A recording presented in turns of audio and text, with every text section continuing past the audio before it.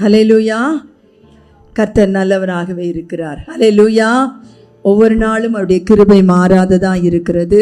அவர் நம்மை நடத்துகிற தேவன், நம்மை ஆசீர்வதிக்கிற தேவனாய் இருக்கிறார். தேவனுடைய வார்த்தைக்கு நேராய் நாம் கடந்து போகலாம். நீதிமொழிகளின் புஸ்தகம் 31வது அதிகாரம் 10வது வசனம்.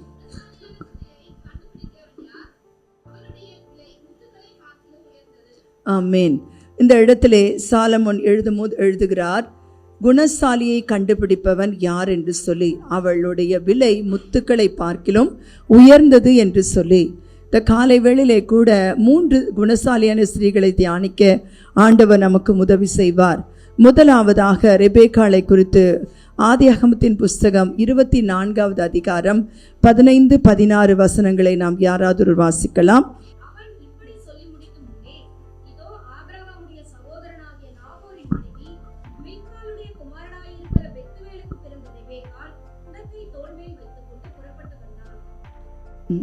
இந்த இடத்திலே ரெபேக்காளை குறித்து நாம் பார்க்கிறோம். ரெபேக்காள் யார் என்று சொல்லும் பொழுது பார்த்தீங்கன்னா, அவள் பெத்துவேலின் மகள் என்று சொல்லப்பட்டிருக்கிறது. அது மாத்திரமல்ல, லாபானுடைய சகோதரி என்று சொல்லப்பட்டிருக்கிறது. இந்த இடத்திலே நீங்கள் பார்க்கும் பொழுது 14வது வசனம் சொல்லுகிறது, இந்த இடத்திலே எலியேசரை குறித்து நம்ம பார்க்க முடியும். எலியேசர் தன்னுடைய எஜமானுடைய மகனுக்காக பெண் பார்க்கும்படியா இந்த இடத்திலே கடந்து வருகிறார்.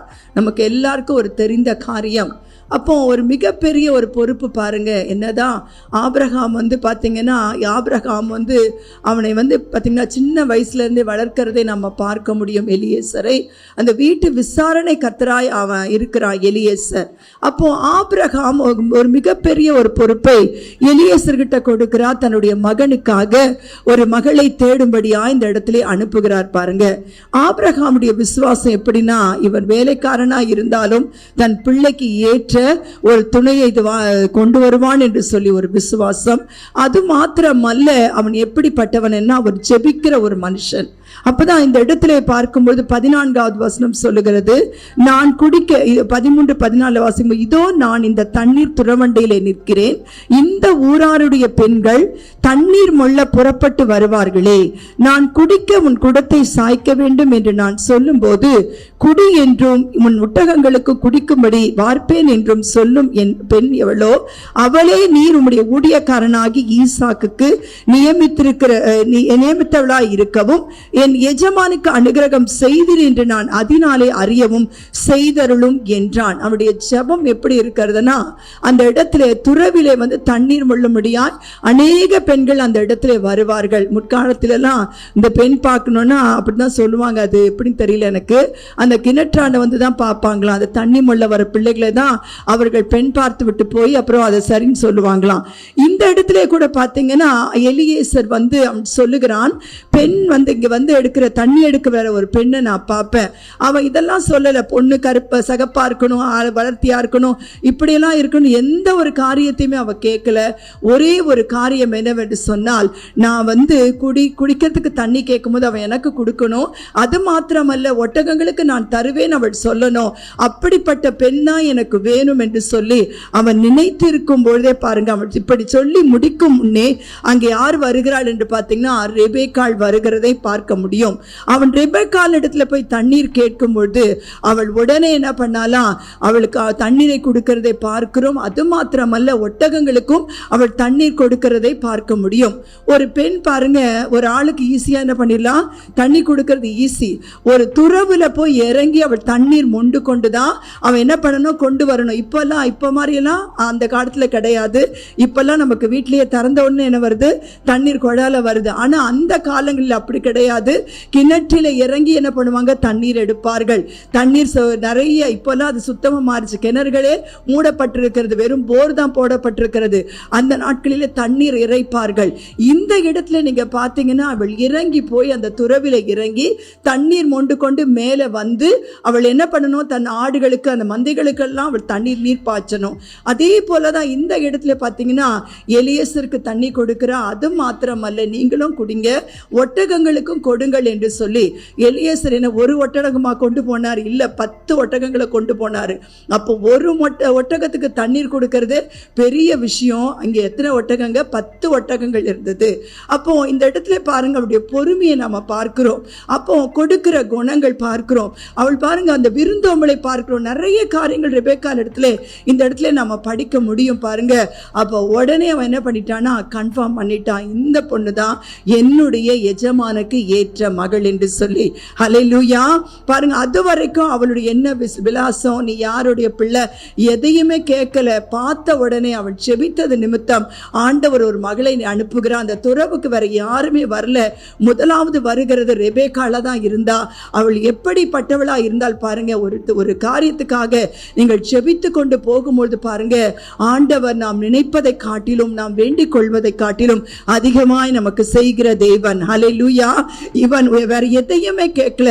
ஆனால் அவள் எப்படிப்பட்டவளா இருந்தாள் என்று பார்த்தீங்கன்னா, அந்த பெண் மகா ரூபவதியும் புருஷனை அறியாத கன்னிகையுமா இருந்தாள். அவள் துறவில் இறங்கி தன் குடத்தை நிரப்பிக்கொண்டு ஏறி வந்தாள். பாருங்க, அவள் எப்படி இருந்தாலும் ரொம்ப அழகா இருந்தாள் என்று சொல்லப்பட்டிருக்கிறது. அதற்கு பிறகாக தான் அவன் கேட்கிறான் 23வது வசனத்திலே, நீ யாருடைய மகள் எனக்கு சொல்ல வேண்டும், நாங்கள் உன் தகப்பன் வீட்டில் தங்க இடம் உண்டா என்றான். அதற்கு அவள், நான் நாகோருக்கு மில்கால் பெற்ற குமாரனாகிய பெத்துவேலின் மகள் என்று சொன்னதும் அன்றி எங்களிடத்தில் வைக்கோலும் தீவனமும் வேண்டிய மட்டும் இருக்கிறது, தங்க இடமும் உண்டு என்றாள். பாருங்க, அவள் சொல்லுகிறான், நான் இவருடைய மகள், எங்க வீட்டுல என்ன இருக்கிறது, நல்ல வசதி இருக்கிறது, நீங்க என்ன பண்ணலாம், எங்க வீட்டுல தங்கலாம் என்று சொல்லுகிறார். பாருங்க, உடனே அவன் சொல்லுகிறான் பாருங்க, அப்பொழுது அந்த மனிதர் தலை குனிந்து கர்த்தரை பணிந்து கொண்டு, என் எஜமானாகிய ஆபிரகாமின் தேவனாய் இருக்கிற கர்த்தருக்கு ஸ்தோத்திரம், அவர் தம்முடைய கிருபையையும் தம்முடைய உண்மையும் என் எஜமானை விட்டு நீக்கவில்லை, நான் பிரயாணம் பண்ணு வருகையில் கர்த்தர் என் எஜமானுடைய சகோதரர் வீட்டுக்கு என்னை அழைத்து கொண்டு வந்தார் என்றார். ஹல்லேலூயா. கரெக்டா ஆண்டவர் எங்க கொண்டு விட்டுருக்கிறாரு? ஆபிரகாமுடைய சொந்தக்கார் வீட்டுக்கு என்ன கொண்டு வந்து விடுகிறதை நாம் பார்க்கிறோம். இது தேவனுடைய ஒரு திட்டமா இருக்கிறது. தேவ சித்தத்துக்கு நாம் நம்மை ஒப்பு கொடுக்கும் பொழுது ஆண்டவர் என்ன பண்ணுகிறாரா, நம்மை நேர்வழியாய் நடத்துகிற தேவனாய் இருக்கிறார். ஹல்லேலூயா. எலியேசர் சொல்லுகிறார் பாருங்க, என்னை நேர்வழியாய் நடத்தி வந்த தேவன் என்று சொல்லி ஆண்டவரை மகிமைப்படுத்துகிறதை நாம் பார்க்க முடியும். நம்ம வாழ்க்கையில எதையுமே நாமளா எதையும் யோசிக்காதபடிக்கு, மாம்சத்தின்படி எந்த காரியத்தை நினைக்காதபடி ஆண்டுடைய சித்தத்துக்கு நம்மை ஒப்பு கொடுக்கும் பொழுது, ஆண்டுடைய திட்டத்துக்கு நம்மை ஒப்பு கொடுக்கும் பொழுது கர்த்தர் நம்ம சரியாய் வழி நடத்துவார். ஹல்லேலூயா. இந்த இடத்துல ரெபெக்காளும் பாருங்க, அவள் எப்படிப்பட்டவளா இருந்தால்னா, தேவனுக்கு பயப்படுகிற பயம் அவளுக்கு இருந்தது. ஹல்லேலூயா. தேவனுக்கு பயப்படுகிற பயம் அவளுக்கு இருந்தது நிமித்தம் தான் எல்லாரையும் அனுசரித்து அவள் கடந்து போகிறவளா இருந்தாள், அநேகரை உபசரிக்கிறவளா இருந்தாள், அநேகருடைய தேவைகளை அவள் சந்திக்கிறவளா இருந்தாள். எலியேசர் உடனே முடிவு பண்ணா, இந்த பிள்ளைதான் என்னுடைய எஜமானுக்கு ஏற்ற துணை என்று சொல்லி. ஹல்லேலூயா. உடனே அவன் தாய் தகப்பன் இடத்திலே போகிறார்கள். அவர்கள் பேசும்போது இந்த காரியங்கள் எல்லாம் அவள் சொல்லுகிறார் பாருங்க. அவங்க சொல்றாங்க, பிள்ளை ஒரு 10 நாள் இருந்துட்டு போட்டோமேன்னு சொல்லும்பொழுது, இல்ல நீங்க என்ன பண்ணாதீங்க, தடை செய்யாதீர்கள், நான் மகளை அழைத்து கொண்டு போகிறேன் என்று சொல்லி அவன் அழைத்து கொண்டு போகிறான் பாருங்க.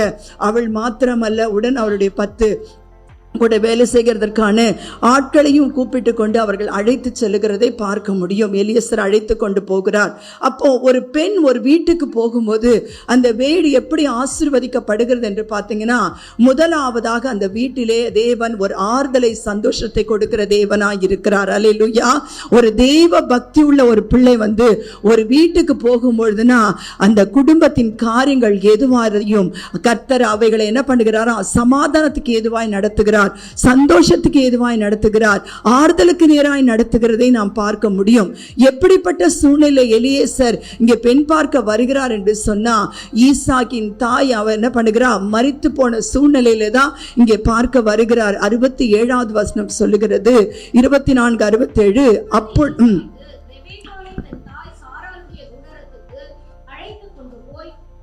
தனக்கு தனக்கு மனைவியாக்கிக் கொண்டு அவளை நேசித்தார்.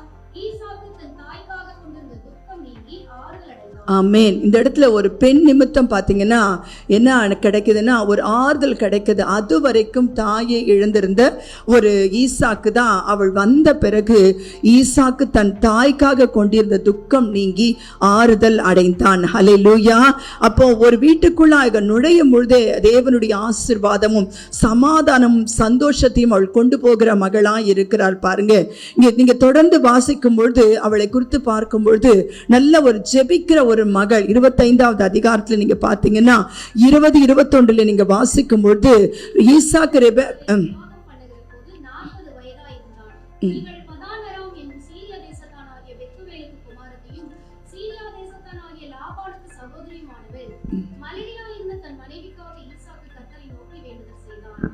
போதுமா? இந்த இடத்துல சொல்லப்பட்டிருக்கிறது, மலடியா இருந்த தன்னுடைய மனைவிக்காக ஈசாக்கு கர்த்தரை நோக்கி வேண்டுதல் செய்தான். கர்த்தர் அவர் வேண்டுதலை கேட்டளினார். அவன் மனைவி ரெபெக்காள் கர்ப்பம் தரித்தாள். பாருங்க, ஒரு செபிக்கிற ஒரு குடும்பம், கணவன் மனைவியாய் ஆண்டவருடைய சமூகத்திலே காத்திருக்கிற ஒரு குடும்பம். கர்த்தர் அவர்கள் வாழ்க்கையிலே அற்புதம் செய்கிறார். 22வது வசனம் சொல்லுகிறது, அவள் கர்ப்பத்திலே பிள்ளைகள் ஒன்றோடு ஒன்று மோதிக்கொண்டிருந்தன. அப்பொழுது அவள் இப்படியானால் எனக்கு எப்படியோ என்று சொல்லி கர்த்தரிடத்தில் விசாரிக்கும்படி போனாள். பாருங்க, ஒரு கர்ப்பஸ்திரீ குழந்தை என்ன சொல்லும், நல்லா உள்ள ஏதாச்சும் என்ன சொல்றது, நமக்கு ஒரு இது கடப்பட்ட உடனே என்ன பண்ணிடுவோம்னா டாக்டர் கிட்ட முதல்ல போவாங்க. என்னவோ பண்ணுது, வயிற்றுல பிள்ளை ஓடுற மாதிரி இருக்கு, சத்தம் இருக்கா, சத்தம் இல்லாத மாதிரியும் இருக்கு, அசைவு இல்லாம இருக்கா அப்படின்னு சொல்லி பயங்கர குழப்பத்தோட என்ன பண்ணுவோம், யார் இடத்துல ஓடுவாங்க, முதல்ல டாக்டருக்கு போன் அடிப்பாங்க. டாக்டர் இப்படி இருக்கிறது, என்ன ஒரு அசைவு காணப்படுகிறது, நான் என்ன பண்ணணும்னு சொல்லிட்டு டாக்டருக்கு தான் முதல்ல என்ன பண்ணுவாங்க, போன் அடிச்சு விசாரிப்பாங்க. இந்த இடத்துல பாத்தீங்கன்னா யார் இடத்துல இங்க ரெபெக்காள் போகிறான்னா தேவன் இடத்துல தான் போறா, விசாரிக்க போறா. என்ன ஆண்டவரே, என் வயிற்றுல பிள்ளைகள் இப்படி இருக்கிறது, 2 பிள்ளைகள் கர்ப்பத்தில் பிள்ளைகள் ஒன்றோடு ஒன்று என்ன பண்ணிருக்கிறது, மோதி கொண்டு இருக்கிறது, இது என்ன ஆகும் என்று சொல்லி அவள் ஆண்டவரிடத்துல விசாரிக்கும் பொழுது ஆண்டவர் பாத்தீங்கன்னா உடனே அவளுக்கு பதில் சொல்லுகிறார். பாருங்க, அதற்கு கர்த்தர், 2 ஜாதிகள் உன் கர்ப்பத்தில் உண்டாயிருக்கிறது, 2 வித ஜனங்கள் உன் வயிற்றில் இருந்து பிரியும், அவர்களில் ஒரு ஜனத்தார் மற்ற ஜனத்தாரை பார்க்கிலும் பலத்திருப்பார்கள், மூத்தவன் இளையவனை சேவிப்பான் என்றான். ஹல்லேலூயா. குழந்தைகள் பிறக்கிறதுக்கு முன்னாடியே கர்த்தருடைய வார்த்தை ரெபெக்காளுக்கு வருகிறது. 2 ஜாதி என்ன பண்ணும், உன் வயிற்றில இருந்து வெளிப்படும். அப்போ ஒருத்த மூத்தவன் என்ன பண்ணுவான், இளையவனை அவன் சேவிப்பான் என்று சொல்லி இதையெல்லாம் யார் வைத்திருக்கிறார், இருதயத்திலே அவள் ரெபெக்காள் வைத்துக் கொள்ளுகிறதை நாம் பார்க்க முடியும். அதுதான் பாத்தீங்கன்னா நீங்க இதுல பார்க்கும்பொழுது பாத்தீங்கன்னா ஆண்டவர் யாக்கோபை ஆண்டவர் என்ன பண்ணுகிறார், ஆசீர்வதிக்கிறார். யாக்கோபின் மூலம் ஒரு ஆண்டவர் என்ன பண்ணுகிறார், ஒரு 12 கோத்திரங்களை ஆண்டவர் உருவாக்குகிறதை நாம் பார்க்க முடியும். ஒரு தேவனுக்கு பயப்படுகிற ஒரு மகள் நிமித்தம் அந்த வீடு என்ன பண்ணுகிறது, கட்டப்படுகிறதா இருக்கிறது. அங்க யாக்கோபும் பாத்தீங்கன்னா ஒரு தாயினுடைய வார்த்தைக்கு அவன் என்ன பண்ணுகிறான், கீழ்ப்படுகிறான். 27வது அதிகாரத்திலே 46 வசனத்திலே இங்க ரெபெக்காள் சொல்லுகிறார், ஒரே ஒரு காரியத்தை மட்டும் அங்க சொல்லுகிறா. பின்பு ரெபெக்காள் ஈசாக்கை நோக்கி, ஏத்தின் குமாரத்திகள் நிமித்தம் என் உயிர் எனக்கு வெறுப்பாய் இருக்கிறது, இந்த தேசத்து பெண்களாகி ஏத்தின் குமாரத்திகளில் யாக்கோபுக்கு ஒரு பெண்ணை கொள்வானானால் என் உயிர் இருந்து ஆவதென்ன என்றால். பாருங்க, நான் உயிரோட இருந்தா என்ன, இல்லைனா என்ன, இப்படிப்பட்டதுல இருந்து என்ன கிடையாது, யாக்கோபுக்கு பெண் பார்க்காதீர்கள் என்று சொல்லுகிறார். பாருங்க, ஆண்டவருடைய சித்தத்துக்கு தங்களை ஒப்பு கொடுத்த பொழுது யாக்கோபு கடந்து போகிறார். யாக்கோபை கர்த்தர் ஆசீர்வதிக்கிறார். கர்த்தர் யாக்கோபை பெருக பண்ணி அவனை பாருங்க, அவனை 12 கோத்திரங்களுக்கு தலைவனாய் வைக்கிறதை நாம் பார்க்க முடியும். ஹல்லேலூயா. ஆண்டவர் அப்படியாய் ஒரு ஸ்திரீ நிமித்தம் கர்த்தர் பாருங்க அவர்களை ஆசீர்வதிக்கிறதை நாம் பார்க்க முடியும். 2வதா நீங்க பார்க்கும்பொழுது ரூத்தின் புஸ்தகத்திலே 3வது அதிகாரம் 11வது வசனத்தை நீங்கள் வாசிக்கும் பொழுது, 3வது அதிகாரம் 11, இப்பொழுதும் மகளே நீ பயப்படாதே, உனக்கு வேண்டியபடியெல்லாம் செய்வேன், நீ குணசாலி என்பதை என் ஜனமாகிய ஊரெல்லாம் அறிவார்கள். இங்கே போவாஸ் ரூத்தை பார்த்து சொல்லுகிறார், முதல்ல நீ என்ன பண்ணாதே, பயப்படாதே, உனக்கு வேண்டியபடியெல்லாம் நான் செய்வேன், நீ குணசாலி என்ற ஸ்ரீ என்று இந்த ஜனம் எல்லாம் சொல்லதை நான் என்ன பண்ணியிருக்கிறேன், அறிந்திருக்கிறேன் என்று சொல்லி. அப்போ ரூத்தை குறித்து நீங்க பார்க்கும்பொழுது ஒரு மோவாப் தேசத்து ஸ்திரீ. இந்த இடத்துல பாத்தீங்கன்னா 1வது அதிகாரம் அதிகாரத்திலே நீங்க பார்க்கும்போது நியாயம் விசாரிக்கிற நாட்களிலே, அந்த இடத்துல வேதம் சொல்லுகிற நியாயாதிபதிகள் நியாயம் விசாரிக்கிற நாட்களிலே அங்கே ஒரு குடும்பம் இருந்தது. அந்த குடும்பம் பார்த்தீங்கன்னா எலிமெலேக்கு, பாருங்க எலிமெலேக்கை குறித்து சொல்லப்பட்டிருக்கிறது. எலிமெலேக் மனைவி அவங்க 2 பிள்ளைகளோடு என்ன பண்ணுகிறார்கள், அந்த இடத்தை விட்டு, ஏன்னா அந்த இடத்துல என்ன வந்துருச்சு, பஞ்சம் வந்ததுனாலே, கொஞ்ச நாள் அங்க என்ன வந்துருச்சு, ஒரு பஞ்சம் வறட்சி வந்ததுனாலே ஒரு ஆகாரம் விளையும் ஒரு இடம், பாருங்க பெத்லகேம் என்பது ஒரு ஆகாரம் விளையும் ஒரு பூமி என்று சொல்லப்பட்டிருக்கிறது. ஒரு ஆசீர்வதிக்கப்பட்ட ஒரு இடம். பாருங்க கொஞ்சம் பிரச்சனை வந்த உடனே என்ன பண்ணிட்டாங்க, இவங்க எப்படி வாழ்ந்தாங்கன்னா நல்ல செல்வ சீமாட்டிகளா தான் வாழ்ந்தாங்க. இவங்களுக்கு ஒரு குறைவும் கிடையாது. அந்த பஞ்ச காலத்திலே கூட அந்த பஞ்சத்தை மேற்கொள்ளத்தக்கதான ஒரு ஐஸ்வர்யவான்களா தான் இவங்க இருந்தாங்களே தவிர இவர்கள் குறைவுபட்டு காணப்படல. அப்படிப்பட்ட சூழ்நிலை இந்த குடும்பம் எங்க இருந்ததுன்னா, ஆசீர்வதிக்கப்பட்ட ஒரு தேசத்தை விட்டு ஒரு சாபமான மோவாப் தேசத்துக்குள்ளா இந்த குடும்பம் கடந்து போகிறது. அங்கே கடந்து போகும்போது எல்லாவற்றையும் அவர்கள் இழந்து போகிறார்கள். அங்கே நிற்கும் போது யார் இருக்கிறா, நகோமி மாத்திரம், நகோமியும் அவர்கள் 2 மருமகள் மாத்திரம் இருக்கிறார்கள். ஒருபாலும் இந்த இடத்துல ரூத்தை குறித்து நம்ம பார்க்க முடியும். அங்கே நகோமி சொல்லுகிறார், நீங்கள் உங்கள் தாய் வீட்டுக்கே நீங்கள் கடந்து போகும் என்று சொல்லும்போது ஒருபால் என்ன பண்ணுகிறார், அழுது கொண்டு அவள் திரும்பி தாய் வீட்டுக்கு போகிறார். 2வதாக ரூத் பாருங்க, ஒரு மோவாப் தேசத்திலே வளர்ந்த ஒரு பெண், இங்கே ஆசீர்வதிக்கப்பட்ட ஒரு பூமி அவள் அறிந்து கொண்டு அவள் ஒரே ஒரு பிடிவாதத்தோடு இருக்கிறார். என்னவென்று சொன்னால், நான் அந்த இடத்துக்கு வருவேன். அப்பொழுது அவள் பாருங்க இங்க சொல்றா, எவ்வளவு சொல்றா நகோமி, இல்ல நீ போ, உன் சகோதரி போயிட்டா நீயும் கிளம்பு என்று சொல்லும்பொழுது அவள் சொல்லுகிறா, இல்ல. 16வது வசனம் சொல்லுகிறது, 1:16, அதற்கு ரூத், நான் உம்மை பின்பற்றாமல் உம்மை விட்டு திரும்பி போவதை குறித்து என்னோட பேச வேண்டாம். நீர் போகும் இடத்திற்கு நானும் வருவேன், நீர் தங்கும் இடத்திலே நானும் தங்குவேன். உம்முடைய ஜனம் என்னுடைய ஜனம், உம்முடைய தேவன் என்னுடைய தேவன். அல்லேலூயா. அவள் சொல்லுகிறாள் பாருங்க, இல்ல இத மரணமே அல்லாமல் இதுல உன்னை என்ன பண்ண முடியாது, பிரிக்கவே முடியாது என்று சொல்லி ஒரு உறுதி அவளுக்குள்ளா இருந்துச்சு. ஏன்னா ஒரு ஆசீர்வதிக்கப்பட்ட ஒரு தேசம், அந்த தேசத்துக்கு நான் கடந்து போனேன்னா நிச்சயமாய் கர்த்தர் என்ன பண்ணுவார், என்னை ஆசீர்வதிப்பார். ஆனா அவ எந்த ஒரு காரியத்துக்கும், அதாவது தனக்கு திருமணம் ஆகணுமோ இல்லாட்டி எதுக்காகவும் அந்த நோக்கத்தோடு அந்த தேசத்துக்கு அவள் வரல. அவள் வருகிறாள் பாருங்க, அந்த தேசத்தை பார்க்கும்படியாய் தான் அவள் கடந்து வருகிறாள். அவள் தன் மாமியோடு வரும்பொழுது ஊர் மக்கள் எல்லாம் பார்க்கிறாங்க, நகோமியை பார்த்து சொல்லுகிறாங்க.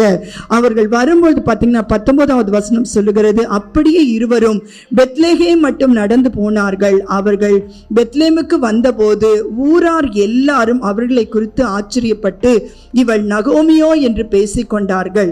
அதற்கு அவள், நீங்கள் என்னை நகோமி என்று சொல்லாமல் மாறாள் என்று சொல்லுங்கள். சர்வ வல்லவர் எனக்கு மிகுந்த கசப்பை கட்டளையிட்டார்.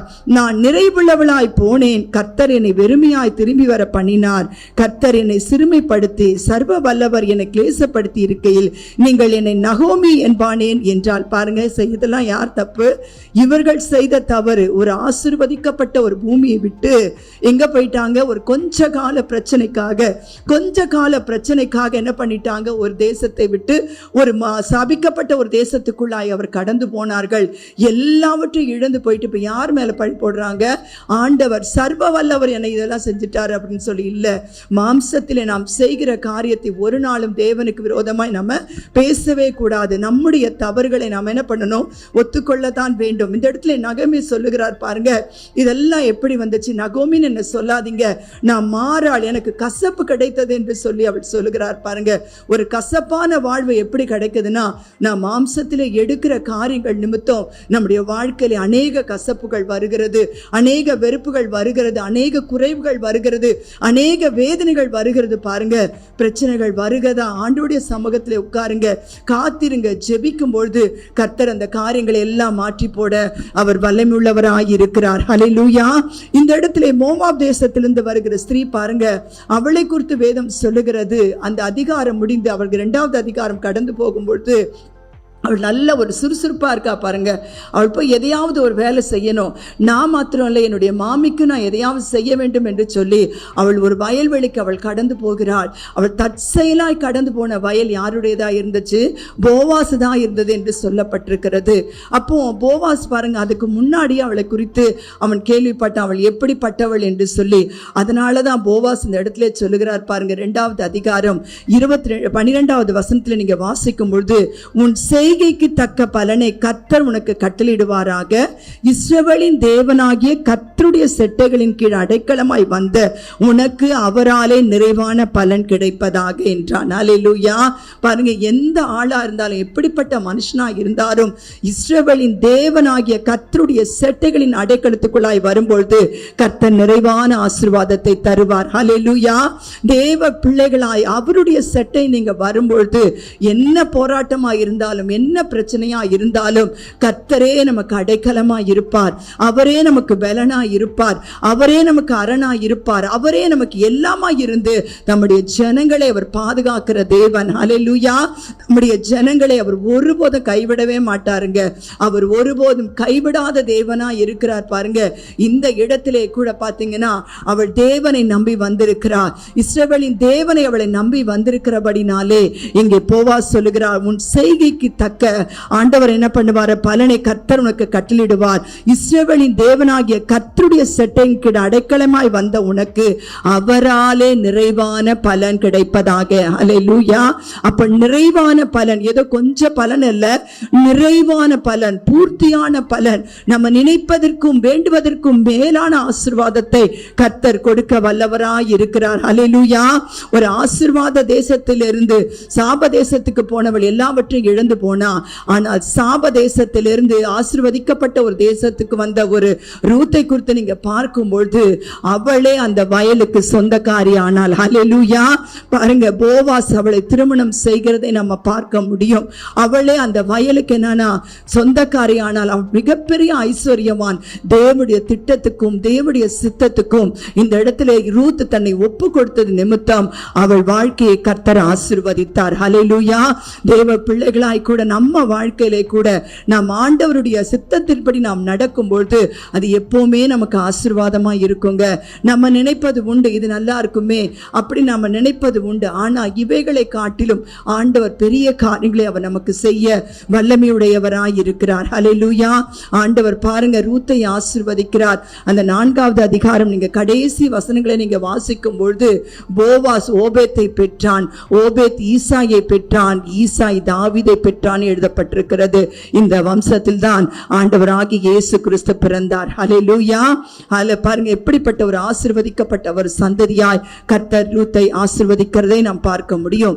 கடைசியா நீங்க பார்க்கும்பொழுது மரியாளை குறித்து நீங்க வாசிக்க முடியும். லூக்கா எழுதின சுவிசேஷம் 1வது அதிகாரம் 28வது வசனத்தை நீங்கள் வாசிக்கும் பொழுது,